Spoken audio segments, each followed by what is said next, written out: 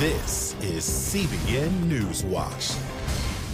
And thanks for joining us for CBN NewsWatch. I'm Heather Sells. New information revealed today regarding the fire that broke out Monday in France's Notre Dame Cathedral. Investigators say the cathedral's fire alarm sounded twice, but after the first alarm, an official on site found no sign of the fire.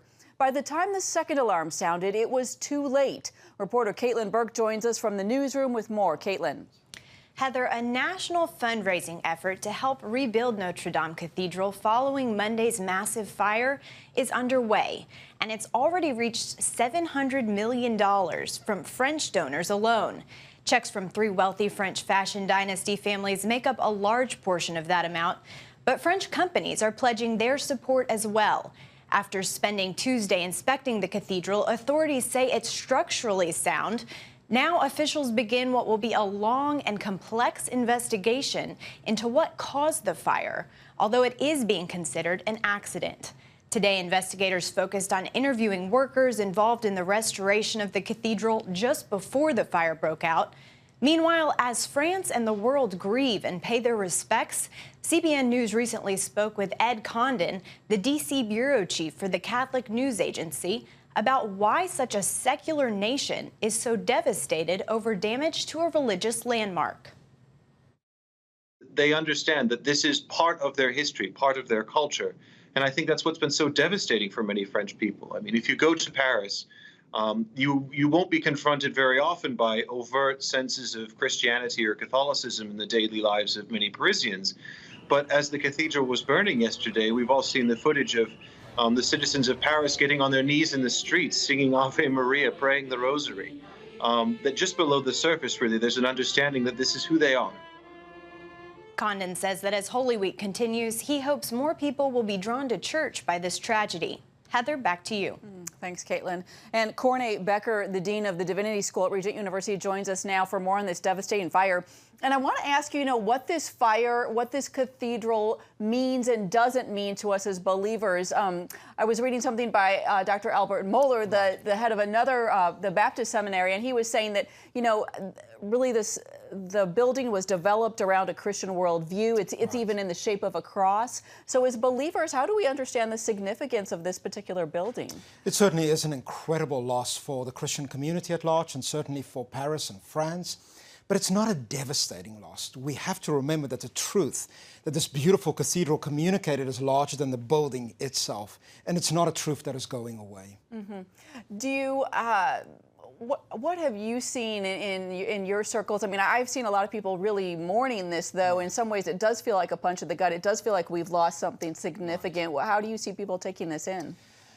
I've seen similar things around the world. I have many good friends that actually minister in Paris and in France, and they've reported that same kind of feeling.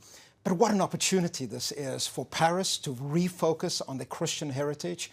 The story is not finished yet. Heather, this has happened before with great Christian buildings. I'm thinking of the Monte Cassino Monastery that has been there for more than 1,000 years. And then in the Second World War was completely flattened. And now today it is built up again and thriving. So this cathedral will be rebuilt. Mm-hmm. Yeah, do you see this as an opportunity? I'm also intrigued by the timing of it, that it is happening, on the week before Easter, such a significant time. Well, this is an opportunity really to speak about the resurrection of Christ and how Christianity is indeed bigger than all of this. We sometimes think of France as an ex-Christian country, but I do not think we should make that mistake. There are deep Christian roots there, and the story is not finished yet. May revival and a reawakening come to Paris and indeed France. Yeah, what are you seeing as far as the evangelical church in France? Because I'm hearing reports that it is growing, that there has been significant growth in recent years, and most people do think of it as a secular country. I remember the first time I visited the Notre Dame Cathedral. It just happened to be on a Sunday morning service, and I was so encouraged that the church was full of African migrants worshiping, hands raised in the air, clapping, praying. There is a resurgence of evangelical Christianity, but also Catholic Christianity in France. People are returning back to their roots and asking deep questions. So interesting, because we hear about tensions with immigrants in that country, but also they are coming alongside believers and perhaps forging a really new body of Christ there. Many Christian missionaries have moved to Paris in essence to go and minister to those migrants as well. So great opportunity for the Christian community. Yeah, great time to pray. All right, Dr. Becker, thank you for your insights. Thank you. Well, so far, investigators believe the cause of the Notre Dame fire is accidental, but multiple reports show that more and more churches in Europe are being desecrated. Politically incorrect news reports that in France alone, there were more than 1,000 attacks on Christian churches or symbols in 2018. Middle East and Islam specialist Raymond Ibrahim says there is a common connection with many of them. He wrote on his website, France, where one of Europe's largest Muslim populations resides and where churches are attacked every single day, is also indicative that where Muslim numbers grow, so do attacks on churches. Ibrahim went on to say that many of the reports on the vandals obscure their identities and don't make the connection.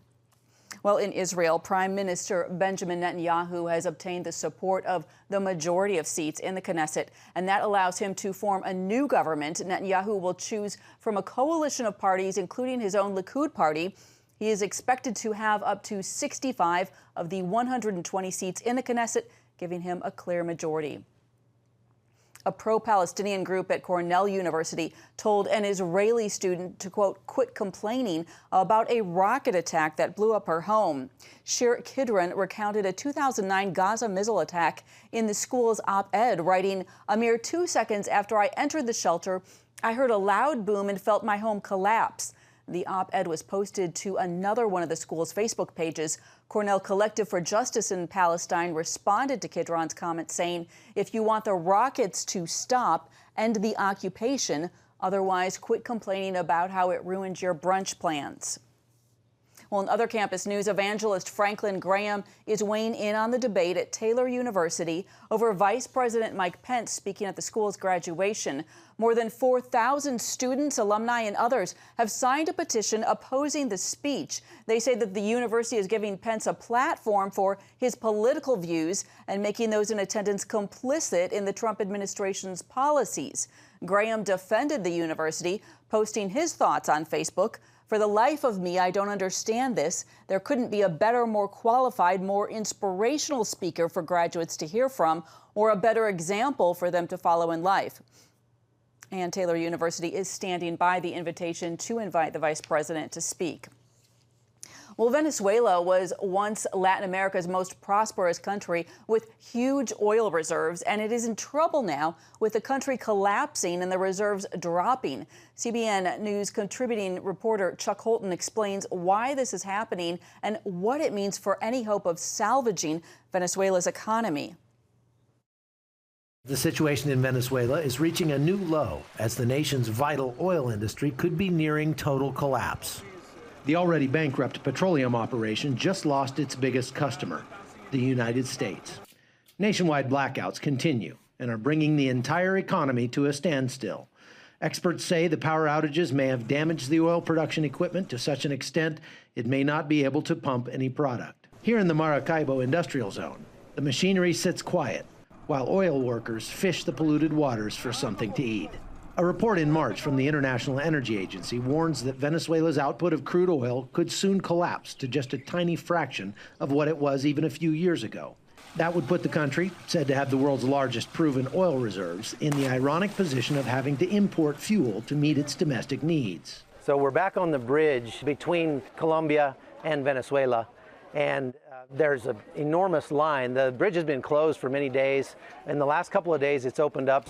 Now there are thousands of people crossing. To make the problem worse, cash-strapped Venezuelans fleeing the country are taking the gasoline with them. They smuggle it across the border and sell it on the side of the road here in Cucuta.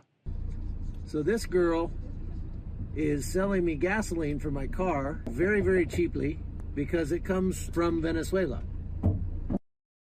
Back in Maracaibo, broken oil pipes and crumbling infrastructure are making an environmental crisis almost as big as the economic one. Because of all the broken pipes, you can constantly see oil floating on the water. We are used to this because we work in these conditions every day. We have to wash with gasoline to get it off, and that causes a rash on our skin. Over the past 5 years, The United States has seen its domestic petroleum production skyrocket as high-tech extraction in places like West Texas becomes more profitable. Last year, America passed Russia and Saudi Arabia as the world's largest producer of crude. That means even if Venezuela's industry can recover, the U.S. may not need as much as before. And with periodic nationwide blackouts still a problem, this once thriving industry is paralyzed for the time being, which means for the foreseeable future, Venezuela's biggest export will be refugees. It never used to be like this. It makes me very sad. For CBN News, I'm Chuck Holton. Here in the U.S., Alabama could soon pass one of the toughest abortion laws in the nation, making it a felony to perform an abortion. A public hearing on the bill is set for Wednesday in the House Health Committee, and it is expected to draw large crowds on both sides. Supporters know it will face a legal challenge if it is passed into law. Republican State Representative Terry Collins, who is sponsoring the bill in the House, says that is the goal, to see Roe v. Wade challenged in federal court. She says, "I believe the Roe v. Wade decision was based on a lack of information that the baby in a womb is a person." Randall Marshall, the American Civil Liberties Union of Alabama, believes sending the case through the courts will just rack up legal bills for the state. He says there are already cases in the pipeline that will get to the Supreme Court before this does. Alabama voters also approved legislation putting pro-life language in the state's constitution, acknowledging the rights of unborn children. Well, coming up, the old expression, "you are what you eat," may have more meaning for your good health and curing disease than you ever imagined.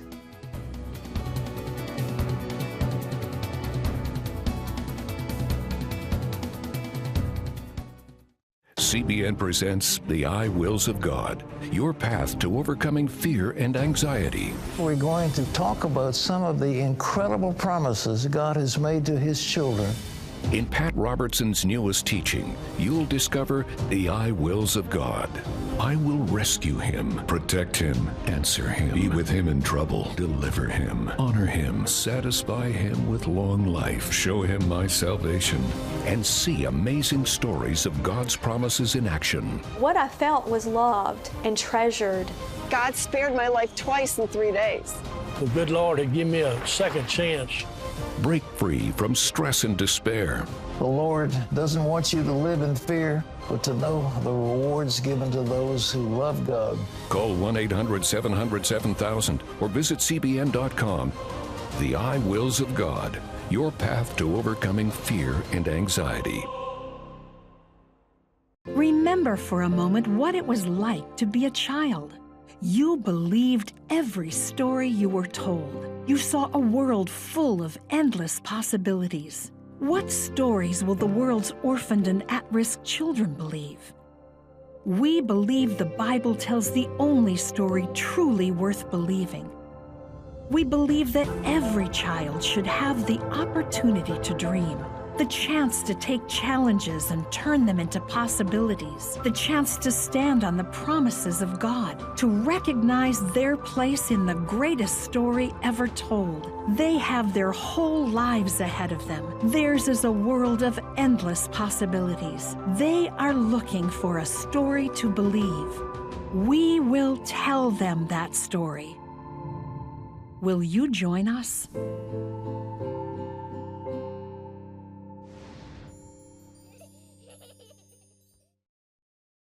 All right, well, hold on here. Scientists say a bad diet is actually worse for our health than smoking. New research reveals more than 1 in 5 people die directly from consuming the wrong things. And CBN's health reporter Lori Johnson joins us now to talk about what this means. So, Lori, this is tough stuff here. What are the worst things that we can consume? The worst foods are sugar and processed foods. So people are like, yay, just 2 things, sugar and processed foods. No, actually, sugar and processed foods make up most of the standard American diet, SAD. It's a sad diet in more ways than one. Most people eat sugar and processed food as the bulk of their diet, and this is what needs to change. But really, Heather, what I think is so interesting is they did a survey and asked people about their diets, and people don't realize that they're eating an unhealthy diet. People think that they're eating more healthier than they actually are. The results are in Consumer Reports. They did a survey and they saw that 90% of the people they asked reported being somewhat, very, or extremely healthy, but nearly half of those same respondents reported drinking one soda or other sugary drink every single day, at least one, and they said they were healthy, at a healthy weight, when actually, when they drilled down a little further, they found out these people who said they had a healthy weight were actually obese. And we know that obesity leads to at least 8 different types of cancers. And they asked them some other questions about their health. You know, what do you typically eat for breakfast? And people said things like cold cereal, muffins, fruit juice. These things are terrible for your health. People don't realize it. And then a lot of the respondents said they did not eat vegetables hardly at all because they didn't like them, too hard to store, and are too expensive. Yeah, it's interesting because it's such a mind shift that you have to have. Even something like thinking about vegetables, you know, how you think about them, how you cook them. So what are the really good things that we should be going for? What's the gold standard here? The gold standard, mostly plant-based, whole foods. These are foods that haven't been done anything to. They're the opposite of processed foods. And, you know, I recently interviewed a married couple, and they both were struggling with terrible health issues. One had MS, the other one had Crohn's disease. They changed their diet to a plant-based whole food diet, and their diseases completely reversed. They're in great health right now, so now they're going on and trying to educate people about the same things. And when I talked to them, they were really touting these tower gardens, which are these giant gardens. You can have them in your home. You don't even use soil on them, and you can even use them if you have a really small apartment. Take a look. Well, it's an aeroponic growing system that has 20 gallons of water at the bottom, but it actually grows from seeds or seedlings, and then it actually moves the water up through the center of the tower, and it showers the roots coming down. So as the roots are growing into the tower, the plants are growing out. And this one contains over 20 different plants, and you get to choose what you want on it.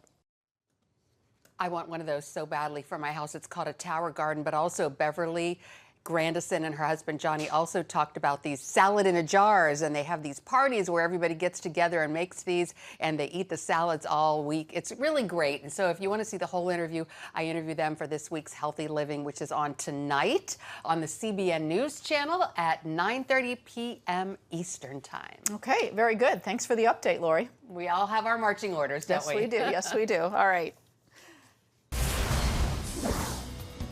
And still ahead, do you watch Ben Hur during the Easter season? We'll have the story behind the epic movie you may not know. It's about the competition. I kind of put that pressure on myself, and I think people had expectations. It's about overcoming. We use this phrase all the time, keep chopping, keep practicing hard. It's about going the distance. You know, I think as a father, it's my job, to lead. Just be the best husband and father I can be. Watch Going the Distance with Sean Brown Saturday night at 7:30 on the CBN News Channel. Woohoo! Hi, Superbook fans. Here's something else you'll love. It's the new Superbook Bible app. It's packed with games, activities, and Superbook episodes that you can watch for free. Oh, no! There's trivia, a fun daily devotional, and answers to your Bible questions. Plus, an easy-to-understand Bible the whole family will enjoy. You can even create your own Superbook character. Ta-da! Whoa! Millsburg Falls man. Sorry, pardon me. Sorry, excuse me. Ouch! Are you getting this? Earn super points to win daily prizes, too. And so much more! Time to get back to my adventures. See you soon. It's the new Superbook Bible app. Free downloads on iTunes, Google Play, and Amazon. Discover the I wills of God. I will rescue him, protect him, answer him, be with him in trouble, deliver him, honor him, satisfy him with long life, show him my salvation. What I felt was loved and treasured. God spared my life twice in 3 days. The good Lord had given me a second chance. Call 1-800-700-7000 or visit CBN.com. The I Wills of God, the latest teaching from Pat Robertson. For many watching the movie, Ben Hur has become an Easter tradition. Whether it's the original or the remake that came out last year, there is an amazing story behind the film. CBN's Wendy Griffith has the story behind the story of Ben Hur. The 1959 blockbuster Ben Hur made history with a record 11 Academy Awards. And the 1925 version is making a comeback. What many may not know, however, is that Hollywood didn't create this classic story. The idea came from the best-selling novel Ben Hur, A Tale of the Christ, published in 1880.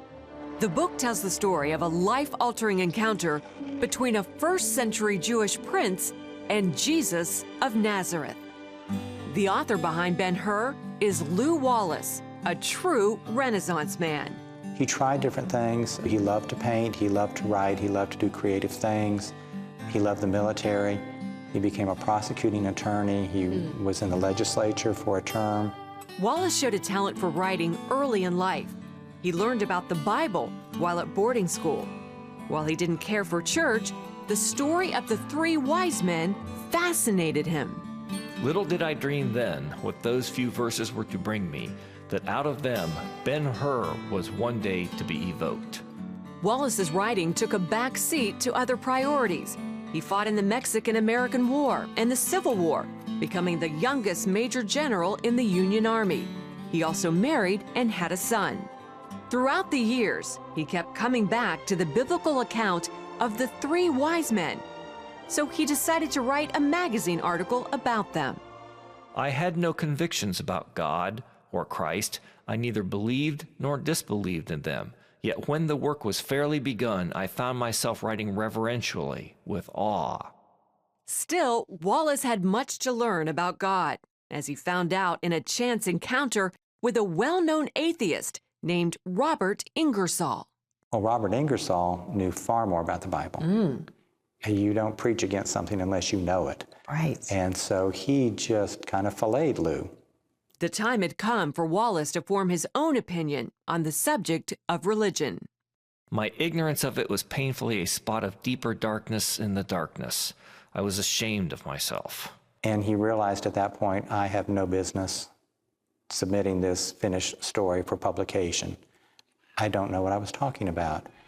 I need to do the research. I need to learn the Bible. I need to learn the story. Early in his research, Wallace created the fictional character of Judah Ben Hur, telling how he witnessed the real-life events leading up to the death and resurrection of Christ. Wallace soon began to see God through the eyes of his character. Long before I was through with my book, I became a believer in God and Christ. This is the original manuscript of Ben Hur, A Tale of the Christ. 650 pages, handwritten in purple ink. When Lew Wallace delivered this to Harper and Brothers back in 1880, they had no idea it was about to make publishing history. The book became the best-selling novel of the 19th century. It has never been out of print. What kind of impact did Ben Hur have on a post-Civil War country? It just was the right book at the right time. People were looking for ways to reconcile, to come together. They were exploring, how can there be a God that would allow a war to happen like this? After its publication, letters flooded in, including one from President James Garfield. He wrote, "With this beautiful and reverent book, you have lightened the burden of my daily life." Wallace's own burdens had always been lightened outdoors. He did most of his writing under what came to be known as the Wallace Beech Tree.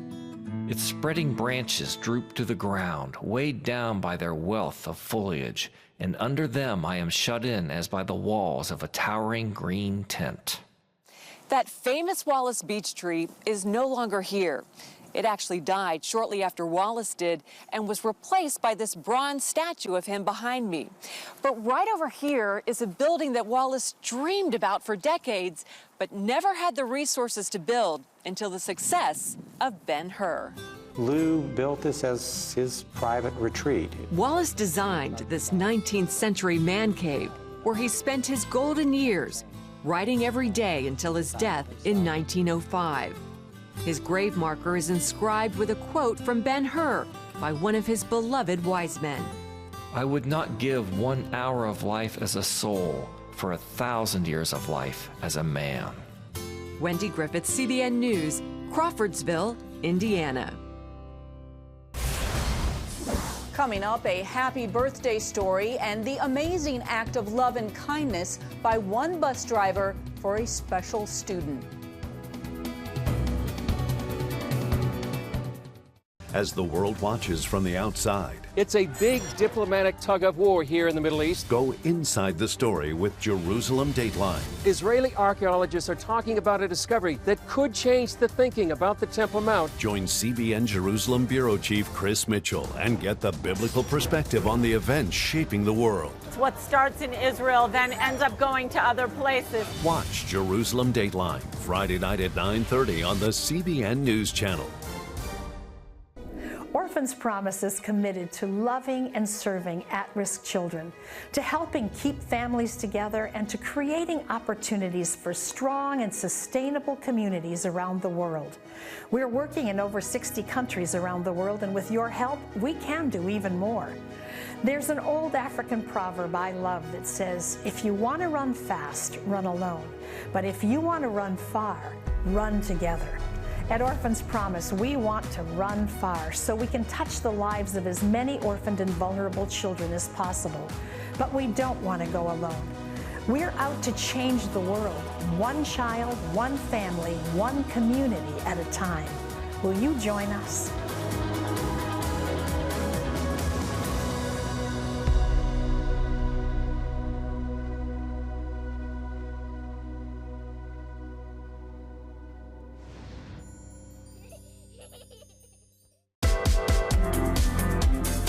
Meet the pastors who are preaching the gospel in a fresh, fearless way.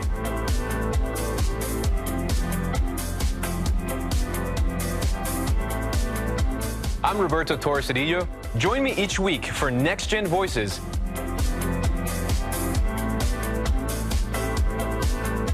And watch God transform a generation.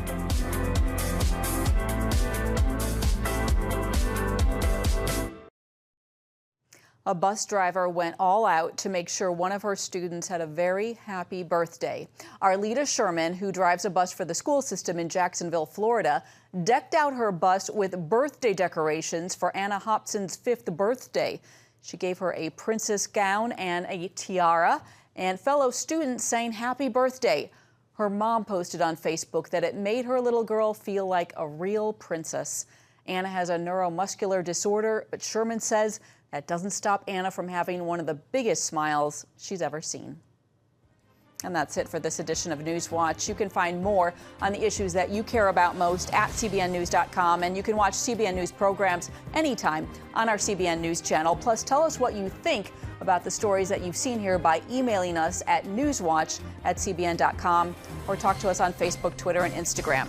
We hope you'll join us next time. Goodbye.